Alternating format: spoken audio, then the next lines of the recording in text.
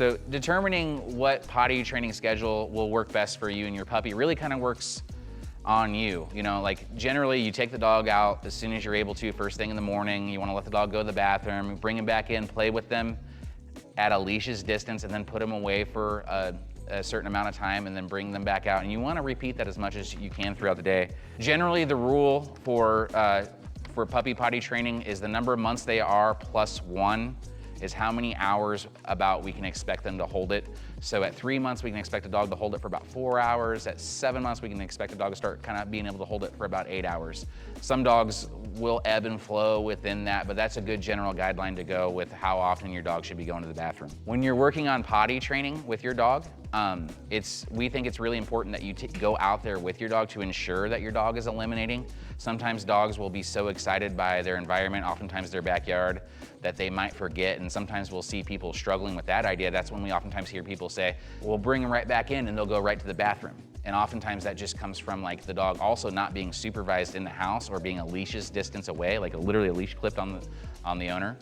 Can be helpful with that, so the dog doesn't go sneak away whenever they're like, oh yeah, I do have to eliminate now, everything is bored. We also recommend, you know, using, when you do your active potty training your dog and you're out there and you're kind of waiting on the dog to go to the bathroom, to withhold any sort of interaction until the dog goes, because we want the dog to be, the elimination to be the most exciting moment for the dog. So that's oftentimes when I'll like engage the dog in play or give the dog a reward for like going to the bathroom right afterwards.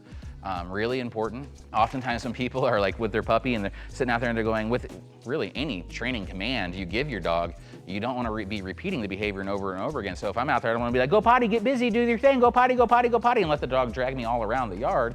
Instead, I would rather kind of stand there like a post and be patient and wait the dog out. And after the dog has eliminated, then engage the dog and play. And if you are consistent and you're patient with that, within a few days or a couple weeks, you might start to see the dog start to go faster. Oftentimes the mistakes that we'll see that make people slow down with their potty training, or they start to have regressions with their potty training, is they start to trust their dog too soon. Usually I'm not going to start to trust a dog until they're about 1.5 to 2.5 years old in terms of being left alone for terribly long, you know, in the house, because that's sometimes like if they're sneaking off and going in the closet for it, that'll often be a common thing. Like it's just not supervising the dog enough can be problematic for, you know, for setting people back with their potty training issues.